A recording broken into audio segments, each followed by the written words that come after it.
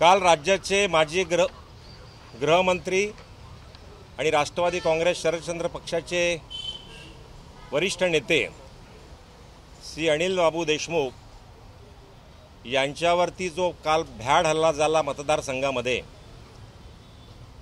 ही घटना पुरोगामी महाराष्ट्राला काळिमा फासणारी घटना असून महाराष्ट्रामध्ये कायदा आणि कानून व्यवस्था शिल्लक राहिलेले नसून महाराष्ट्रामध्ये जंगल राज तयार झाला अशा प्रकारची परिस्थिती आहे। महाराष्ट्राचे गृहमंत्री श्री देवेंद्रजी फडणवीस यांच्या गृह जिल्ह्यामध्ये अशा प्रकारची घटना घडणं हे कुठेतरी यामागे राजकीय षडयंत्र आहे अशा प्रकारचं चित्र समोर यायला लागलं आहे।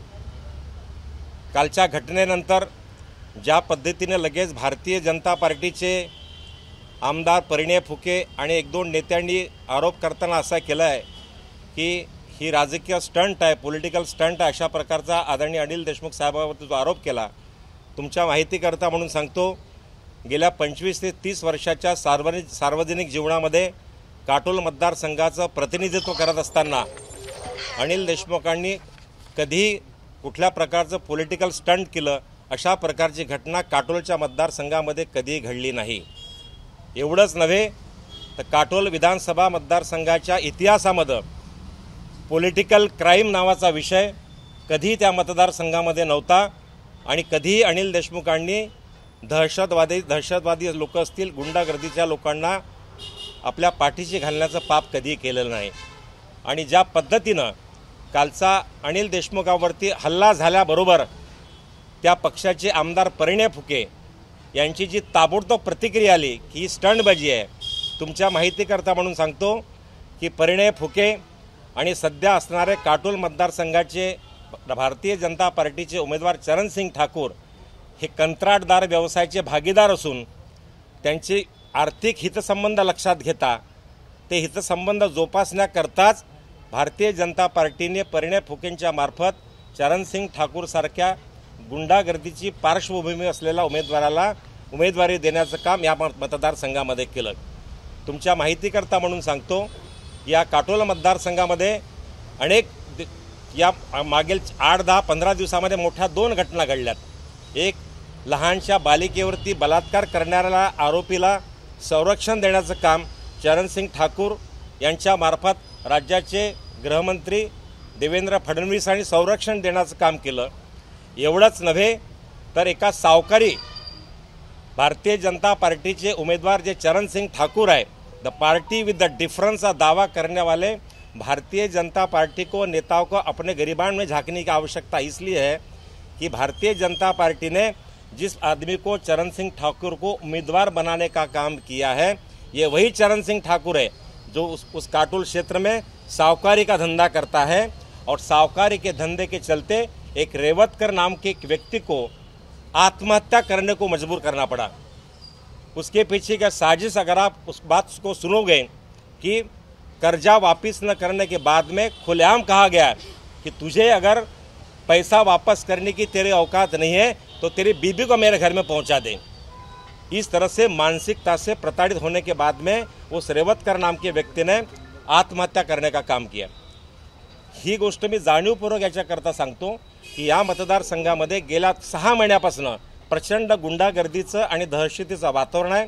आणि काल अनिल देशमुखांनी आमचा सायंकाळला 5 वाजता प्रचार यंत्रणाचा आमचं शेवटली सभा संपल्यानंतर ज्या मार्गाने ते येत होते, ती घटना घडल्यानंतर त्याच मार्गावरती चरणसिंग ठाकूरांची लहान बंधू एक बंधू आहे राजू ठाकूरांची गाडी त्याच रोडला क्रॉस होणे आणि लगेच परिणय फुकेंची प्रतिक्रिया येणे की यामागे कुठली तरी पॉलिटिकल स्टंटबाजी आहे, असा कुठलाही योगायोग घडू शकत नाही।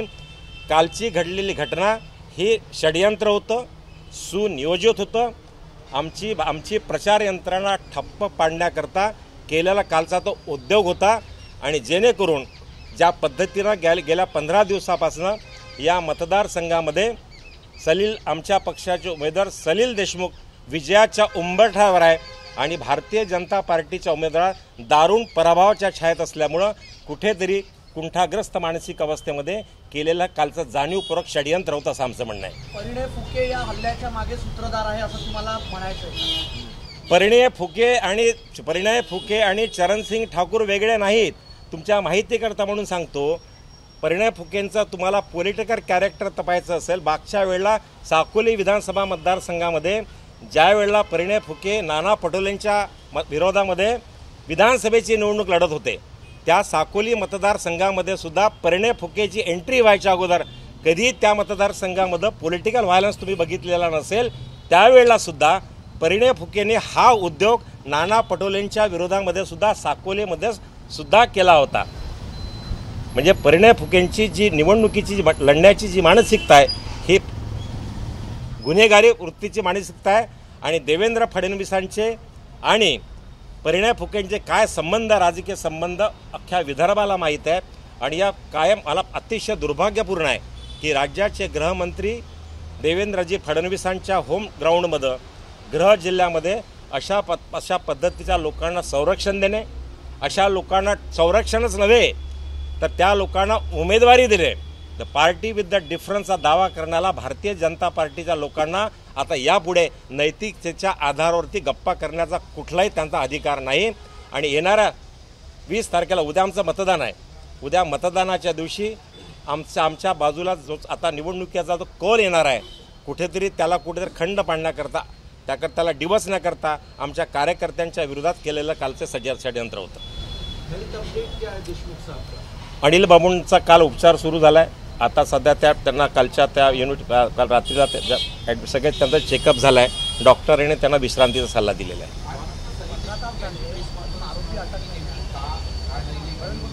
जी,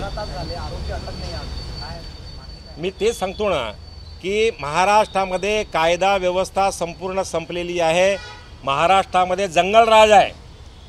महाराष्ट्राच्या राजकीय इतिहासामध्ये सर्वात असफल गृहमंत्री जर कोणी झाला असेल तर त्या गृहमंत्र्याचं नाव देवेंद्रजी फडणवीस। आणि देवेंद्रजी फडणवीस ज्या पद्धतीनं गुन्हेगारीच्या लोकांना नागपूरला सुद्धा अनेक गुन्हेगारांना त्यांनी संरक्षण देण्याचं काम केलं।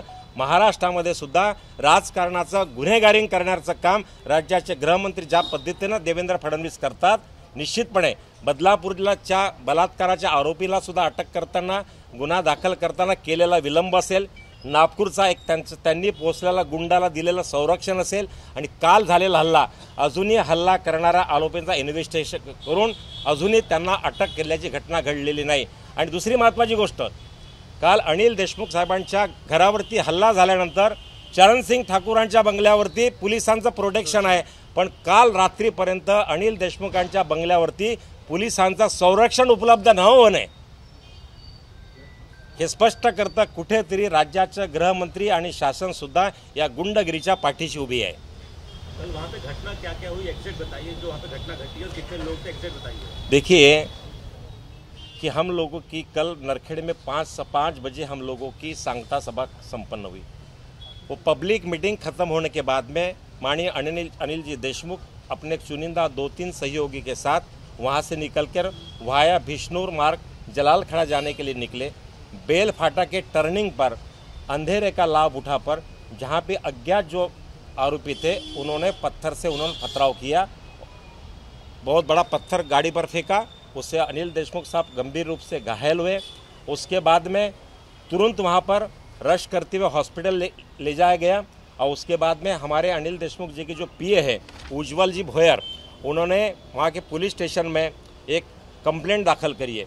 मैं अगर आप थोड़ा समय हो तो मैं आपको पढ़ के बताता हूँ कि नाव उज्ज्वल साहेबराव भोये, वय 23 वर्ष, रिधोरा, मी समक्ष पोलीस स्टेशन काटोल येथे हजर राहून तोंडी रिपोर्ट देतो की वरील त्यावर राहतो खाजगी व्यवसाय करून माननीय अनिल देशमुख साहेबांचा स्वीय सहाय्यक म्हणून मागील 10 वर्षापासून काम करत आहे। आज दिनांक 8/11/24 रोजी विधानसभा निवडणुकीचा प्रचाराचा अंतिम दिवस असल्याचे आमचे राष्ट्रवादी काँग्रेस पक्षाचे अधिकृत उमेदवार श्री सलील अनिल देशमुख यांच्या प्रचाराची सभा नरखेड येथे होती। ती सभा सायंकाळी 5च्या सुमारास संपली। त्यानंतर मी अनिल बाबू देशमुख, ड्रायव्हर धीरज चंडालिया व डॉक्टर गौरव चतुर्वेदी आम्ही सर्वांनी नरखेडमध्ये लोकांच्या 1-2दा घरी भेट घेतल्या। त्यानंतर आम्ही नरखेडहून तीनखेडा भिष्णूर मार्गे काटोलला येण्यास निघालो। त्यावेळी आमची गाडी समोर होती व दोन आमच्या कार्यकर्त्याच्या गाड्या मागे उभ्या होत्या। अंदाजे रात्री 8:15 ते 8:30च्या दरम्यान बेल फाटा येथे आलो असता त्या ठिकाणी रस्त्याला वळण असल्याने गाडीची गती कमी झाली। तेव्हा अचानक 4 अज्ञात इसम गाडी समोर आले। गाडीच्या हेडलाईटचे उजेडात ते मला समोर दिसले। अनिल बाबू गाडीच्या ड्रायव्हरच्या बाजूच्या सीटवर बसलेले होते। त्यानंतर त्यापैकी एक व्यक्ती मोठा दगड अनिल बाबू बसलेला समोरच्या काचावर फेकून मारला। त्यामुळे काचेला तडा गेला। त्यानंतर साहेब बसलेल्या बाजूने एक दगड आला। त्यानंतर मागच्या बाजूने एक दगड आला व ते भाजपा जिंदाबाद अनिल बाबू मुर्दाबाद अशी नारेबाजी करत दोघे मोटरसायकल घेऊन भारतसिंगी रोडने पळून गेले। मी साहेबांकडे पाहिले असता साहेबांच्या कपाळावरती रक्त निघत होते। आम्ही सर्व बसलेलो होतो। आम्ही साहेबांना त्या गाडीतून उतरून आमच्या मागच्या गाडीत बसून काटोल दवाखान्यामध्ये घेऊन जाण्यासाठी निघालो। काटोल जवळ आल्यानंतर रेल्वे फाटक बंद होते। हे महत्त्वाचं आहे, रेल्वे फाटक बंद होते। त्यावेळी तिथे साहेबांचे कार्यकर्ते मयूर सावरकर व चेतन उमाटे व काटोल राजू बाबूलालजी ठाकूर चरणसिंग ठाकूरचे बंधू राहणार काटोल यांचेमध्ये वादविवाद सुरू होता। परंतु आम्ही तिथे थांबलो नाही। तेथून लगेच गाडी काढून ग्रामीण रुग्णालय काटोल येथे आलो। डॉक्टरांनी अनिल देशमुख साहेबांचे प्राथमिक उपचार तपासणी करून पुढील उपचाराकरता नागपूरकरता रेफर केले। हीच माझी तोंडी रिपोर्ट आहे। माझ्या सांगण्याप्रमाणे संगणकावर टंक लिखित प्रिंट वाचून पाहिले माझे सांगण्याप्रमाणे बरोबर आहे। हा पूर्ण वृत्तांत जो ये मत बताइए, आगे का बताइए, आगे का हिंदी बताइए। चरण सिंह ठाकुर और परिणय फुके के बीच में क्या संबंध है? चरण सिंह ठाकुर परिणय फुके कॉन्ट्रैक्टर बिजनेस में पार्टनर है और बाय प्रोफेशन चरण सिंह ठाकुर क्या करते हैं और परिणय फुके का क्या धंधा है पूरा विदर्भ जानता है। और भारतीय जनता पार्टी के इनर सर्कल में देवेंद्र फडणवीस जी का और परिणय फुके जी का क्या रिश्ता है, इसको ज़्यादा विस्तार से बताने की आवश्यकता नहीं। Everybody knows who is Parinay Phuke और परिणय फुके का चरण सिंह ठाकुर से क्या संबंध है, पूरा काटोल जानता है। 2 प्रश्न आहेत, महत्त्वाचे प्रश्न आहेत। सलील देशमुख पत्रकार परिषदेत असं सांगण्यासाठी सलीलला का नाही घेऊ शकले यावर, आणि दुसरं साहेबांची आता परिस्थिती कशी आहे, प्रतिक्रिया डॉक्टर काय बघा, मॉडेल कोड ऑफ कंडक्टमुळं उमेदवारांना काही प्रतिबंध आहेत लादल्यात, म्हणजे निवडणूक आयोगाचे प्रतिबंध आहे। ते लक्षात घेता पक्षाचा अधिकृत प्रवक्ता म्हणून मी माझं काम ही माझी जबाबदारी आहे, पक्षाची भूमिका मांडणं। आणि ज्या पद्धतीनं भारतीय जनता पार्टीच्या लोकांनी काल ही पॉलिटिकल स्टंटबाजी करण्याचा आरोप केला, मी पुन्हा एकदा ठाम एकच शब्द गेल्या 25-30 वर्षामधनं काटोल मतदारसंघाचं प्रतिनिधित्व करत असताना अशा प्रकारचं पॉलिटिकल स्टंट अनिल देशमुख साहेबांनी केल्याचा मला आठवत आहे ना जनतेला आठवत आहे। कुठेतरी अनिल देशमुखांचं राजकीय वर्चस्व संपवण्याकरता यांना उमेदवार नाही मिळाला, यांना उमेदवार नव्हता मिळाला म्हणून अनिल देशमुखांसारखा एक डमी उमेदवार उभा केला, त्याला सिम्बॉल दिलं अजित पवारांचं घड्याळीचं। म्हणजे सरळ मार्गाने जर पराभूत करता येत नसेल, आता त्यानंतर सुद्धा इतका खटाटोप केल्यानंतर सुद्धा ते निवडणुकीत पराभूत करू शकत नाही, म्हणून त्यांनी काल जाणीवपूर्वक कुठेतरी मतदारसंघामध्ये दहशतवाद पसरवण्याचा प्रकार केला आणि त्याचा हा कालचा हल्ला होता।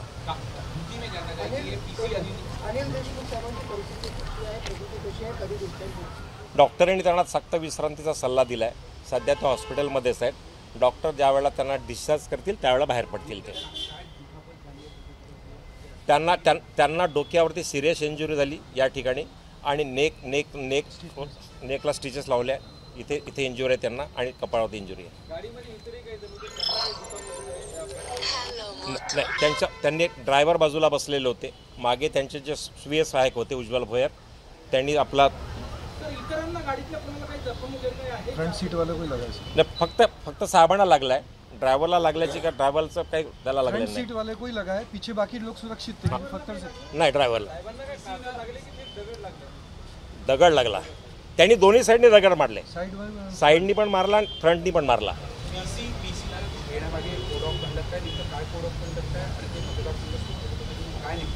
नाही, कदाचित ते पक्षाचे अधिकृत उमेदवार असल्यामुळे मतदारसंघामध्ये सध्याना मतदारसंघामध्ये काही मर्यादा असतील निवडणूक आयोगाच्या दृष्टीने, त्यामुळे त्यांनी पार्टी प्रवक्ता म्हणून ही भूमिका मांडायला मी इथे आलो आहे.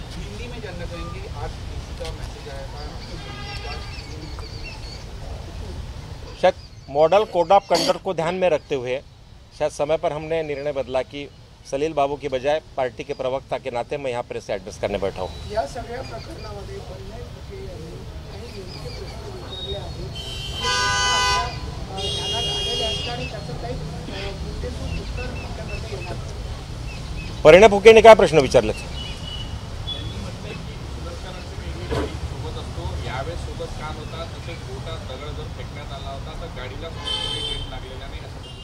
अनिल देशमुखांना सुरक्षा देण्याचं काम कोणाचं आहे?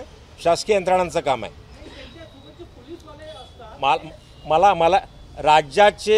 अनिल देशमुख राज्याचे माजी गृहमंत्री आहे. ज्यांच्या राज्यामध्ये राज्याचा गृहमंत्री सुरक्षित नाही त्या लोकांना ते लोक सामान्य माणसाची का सुरक्षा करू शकणार असा माझा उभा सवाल आहे भारतीय जनता पार्टीच्या नेत्यांना. आणि ज्या पद्धतीने निर्लज्जपणे भारतीय जनता पार्टीचे नेते सुधीर मुनगंटीवार असतील किंवा परिणय फुके असतील, ज्या पद्धतीनं कालच्या राजकारणात राजकीय भांडवल करण्याचं काम करतात, यांना लाजा वाटल्या पाहिजेत. आणि येणाऱ्या उद्याच्या मतदानामध्ये काटोलमध्येच नव्हे, उद्या महाराष्ट्राची जनता यांना माफ करणार नाही.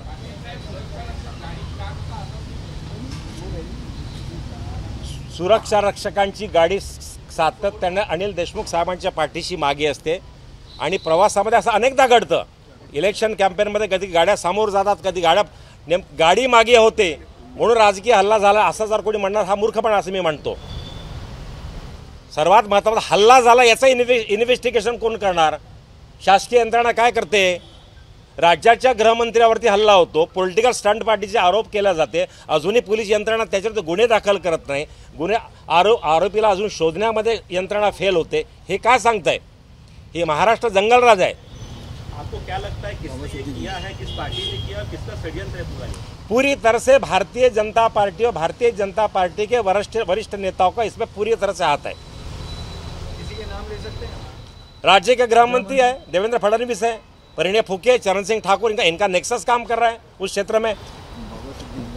जिस तरह से पिछले 1 महीने में हमारे क्षेत्र में चुनाव का कैंपेन चल रहा है, पूरी तरह से आतंक फैलाने का काम चल रहा है और पूरी तरह से उनके पीछे गवर्नमेंट की यंत्रणा काम कर रही है. हे बघा, आम्ही राजकारण आम्ही या कोत्या मानसिकतेचं राजकारण करणारे आम्ही लोक नाही. आम्ही ताकदीने निवडणूक लढतो, स्वतःच्या ताकदीवर इलेक्शन लढतो आणि गेल्या अनेक वर्षापासून मतदारसंघाची सेवा करण्याचं काम अनिल देशमुखांनी या मतदारसंघामध्ये केलं. ते करण्याकरता आम्हाला कुठल्या सहानुभूतीच्यावरती आम्हाला निवडणूक लढण्याची आवश्यकता नाही. आम्ही केलेल्या कामावरती मतदान मागतोय. एबीपी माझा, उघडा डोळे बघा नीट.